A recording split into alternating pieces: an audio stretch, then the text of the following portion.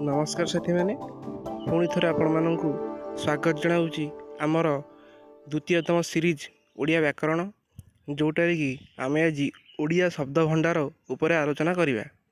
आपण मैंने जो मैंने भी पूर्व एग्जाम देइचंती से मैंने निहाती भाव जानी ओडिया शब्द भंडार गोटे इम्पोर्टाट टॉपिक।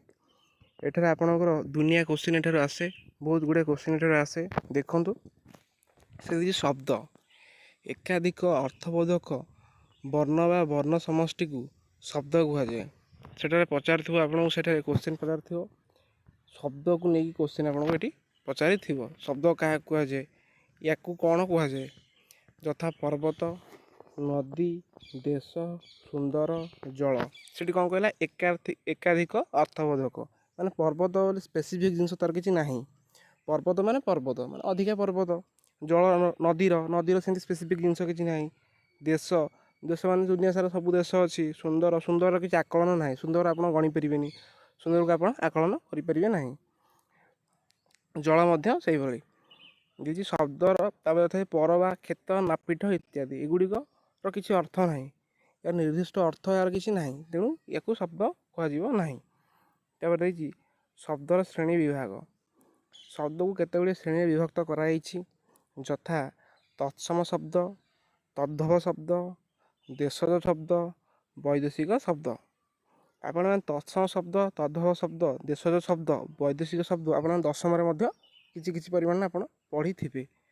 तो यहीटा गोटे इम्पोर्टाट टॉपिक, यहाँ गोटे आप देखूँ। प्रथम आम देखा तत्सम शब्द से देखिए संस्कृत भाषार अनेक शब्द अभिकृत भाव में ओडिया भाषा व्यवहार कराए। आप सांस्कृतिक शब्द आप जानी माने न जानी समय भी आप यूज कर कौन होगा सेगुड़ी सब आप जो महाभारत सीरियल देखुं कि गोटे पौराणिक हिस्ट्री मध्यम जो चैनल अच्छी सेगुड़िक ये शब्दर व्यवहारटा टी अधिका होता है। कौटा ना पिता, माता, भ्राता, भगिनी इत्यादि एगुड़िक सब माने जो थे कि संस्कृतर छिटा अच्छी बुझेगा। तापर देखिए तद्भव शब्द क्या कहुए। संस्कृत उत्पन्न होता शब्द को तद्भव शब्द कहुए। अनेक संस्कृत शब्द कालक्रम रूपांतरित हो ओडिया भाषा प्रचलित हो आसूसी। कौन शब्द गुड़िक सेगुड़िक ये धर नॉर्मल शब्द आमर कौन मांकड़ है आम साधारण भाव में समस्ते मांकड़टा को मांकड़ कहते बुझे कि सेटा को संस्कृत शब्द तद्भव शब्द कौन हम मर्कट। कान नॉर्मली कौन कान कहते किंतु एटा तद्भव शब्द कर्ण हम। साप, सर्प, मिठा, मिष्ट एगुड़िक केउट, कैवर्त। आपको से क्वेश्चन पचार यार तद्भव शब्द कौन कहुए, मिठार तद्भव शब्द कौन आप कौन कहे कहे तद्भव शब्द मिठार कौन ना मिष्ट। मिठार कौन मिष्ट से पचार केउटर तद्भव शब्द कहतु आप कहे कैवर्त। क्लियर चलते आगे बढ़िया। से देशज शब्द, देशज शब्द कौन ओडिया भाषा व्यवहृत होता केतक शब्द सांस्कृतिक प्राकृतिमूलक नुहति। ये शब्द गुड़ी देश में व्यवहृत होती माने आम जोड़ा आम देश में प्रथम देश जो है से समय आम जो जिन को आम आलोचना कर देशी भाषा, जो देशी भाषा आम यूज करगुड़ी को कौन कहुए देशज शब्द। सेगुड़ी कौन ना बटुआ, बटुआ मैंने आप जानते बटुआ मैंने पर्स मनी पर्स जोटा कहे ठेंगा, हाँ खांटी रियल जिनस गोटे प्योर जिनस खांटी काल खुंट एगुड़ी सब हूँ देशज शब्द। से आप पचार ये शब्दर कौ शब्द, हाँ ठेंगाटा क्यों शब्द, देशज तद्भव तत्सम ना कौन शब्द से आप थरोली क्लीयर हूँ। देखिए वैदेशिक शब्द कालक्रमे वाणिज्य व्यवसाय शासन संस्कृति धर्म प्रचार माध्यम अनेक वैदेशिक शब्द भारतीय भाषा गुड़िक मध्य प्रवेश करिछि।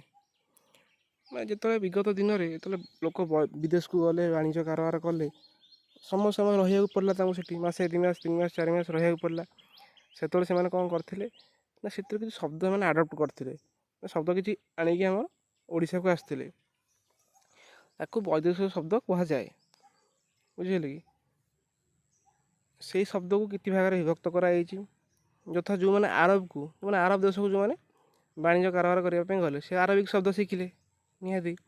ସେ କ'ଣ କଲେ ନା କବର, କରାମତ, ଅନ୍ଦାଜ, ପସନ୍ଦ, ଚାବୁକ, ପରବାନା। ଆପଣମାନେ ଦେଖନ୍ତୁ ଆପଣମାନେ ଏଇ ଶବ୍ଦକୁ ଆପଣ ବ୍ୟବହାର କରୁଛନ୍ତି ନା ନାହିଁ। ଆପଣ କେଉଁଠି ନା କେଉଁଠି ଏଇ ଶବ୍ଦକୁ ବ୍ୟବହାର କରୁଛନ୍ତି, କିନ୍ତୁ ଆପଣମାନେ ଜାଣିଛନ୍ତି କି ଏହା ଗୋଟେ ଆରବିକ ଶବ୍ଦ ବୋଲି? ନା, ଆପଣମାନେ ଆକୁ ଜାଣିନାହାନ୍ତି ଏଇଟା ଗୋଟେ ଆରବିକ ଶବ୍ଦ ବୋଲି। ହେଲା ପୁରସ୍କାର, କିସ୍ତି, ଜମି, ଜମିଦାର, ଜବାବ, ଏଗୁଡ଼ିକ ସବୁ ହେଉଛି ଆରବୀ ଶବ୍ଦ। ବୁଝିହେଲା? ଆପଣଙ୍କୁ ସେଠି ପଚାରିଥିବ ଡିଟେଲରେ ପୁରା ଯାଇକି କି ଖାନସାମା ଏହା ଗୋଟେ କେଉଁ ଶବ୍ଦ? ଆପଣ କ'ଣ କରିବେ ସେଠି? ଆପଣ କହିବେ ଏଇଟା ଗୋଟେ ଆରବୀ ଶବ୍ଦ। ହେଲା, ଦେଖନ୍ତୁ ଭଲ କରି ଦେଖି ନିଅନ୍ତୁ, ଏହାକୁ ନୋଟ୍ ଡାଉନ୍ ମଧ୍ୟ କରିନିଅନ୍ତୁ, ଭିଡ଼ିଓଟିକୁ ଡାଉନଲୋଡ଼୍ ମଧ୍ୟ କରିନେବେ। ପାରସୀ ଶବ୍ଦ। ପାରସୀ ଶବ୍ଦ କ'ଣ? ଯେତେବେଳେ ଫ୍ରାନ୍ସ ପାରସୀ ଆମର ବ୍ୟବସାୟୀମାନେ ବ୍ୟବସାୟ କରିବା ପାଇଁ ଗଲେ, ସେତେବେଳେ ପାରସୀ ଶବ୍ଦକୁ ସେମାନେ କିଛି ଆଡ଼ପ୍ଟ କରିଥିଲେ, ଯେଗୁଡ଼ିକ ହେଲା ବେହୋସ୍, ଚାବୁକ, ଖପା, କିସ୍ତି। ଖପା ମାନେ କ'ଣ? ରାଗିବା। ନିହାଲ, ନାଲିସ୍, ଖଜଣା, ଖବର, ଏଗୁଡ଼ିକୁ ସବୁ ହେଉଛି ପାରସୀ ଶବ୍ଦ। ହେଲା କି? ତାପରେ ଦେଖିବା ଇଂରାଜୀ ଶବ୍ଦ। ଇଂରେଜମାନେ ଆମ ଓଡ଼ିଶାକୁ ଆସିଲେ, ଆମ ଭାରତକୁ ଆସିଲେ, ତାଙ୍କ ଶବ୍ଦ କିଛି ଆମେ ଆପଣେଇ ନେଲେ। ତ ବହୁତ ଆପଣ ଇଂଲିଶ ଶବ୍ଦ ଆପଣମାନେ ବହୁତ ୟୁଜ୍ କରୁଛନ୍ତି ସମସ୍ତେ। ଅର୍ଦ୍ଦଳି, ବୋର୍ଡ଼ିଂ, ବାରଣ୍ଡା, ଟିକେଟ୍, ଟେବୁଲ, ଡକ୍ଟର, ଡିଗ୍ରୀ, ଡର୍ଜନ, ରେଲୱେ, ରସିଦ, ନର୍ସ, ଏଗୁଡ଼ିକ ବହୁତ ଶବ୍ଦ ଏମିତି ଅଛି ଯେଉଁଟାକି ଆମେ ୟୁଜ୍ କରୁଛନ୍ତି ଇଂରାଜୀ ଶବ୍ଦ ନ ଜାଣି ଥାଇକି ବି। ଏଇ ଶବ୍ଦ ଆମ ଦେଶର ଶବ୍ଦ ନୁହେଁ, ଏସବୁ ବୈଦେଶିକ ଶବ୍ଦ। ହେଲା, ତା ଟର୍କି ଶବ୍ଦ ପର୍ତ୍ତୁଗୀଜ ଶବ୍ଦ। ପର୍ତ୍ତୁଗୀଜ ଶବ୍ଦରେ କ'ଣ ଆସୁଛି? ପାଦ୍ରୀ, ଗିଜା, ମିସ୍ତ୍ରୀ, ସାୟା, ଚାବ, ବାସନ, ବୋତାମ, ବୋମା, ବିଲାତି, ବାଲ୍ଟି, ନିଲାମ ଇତ୍ୟାଦି। କ୍ଲିଅର?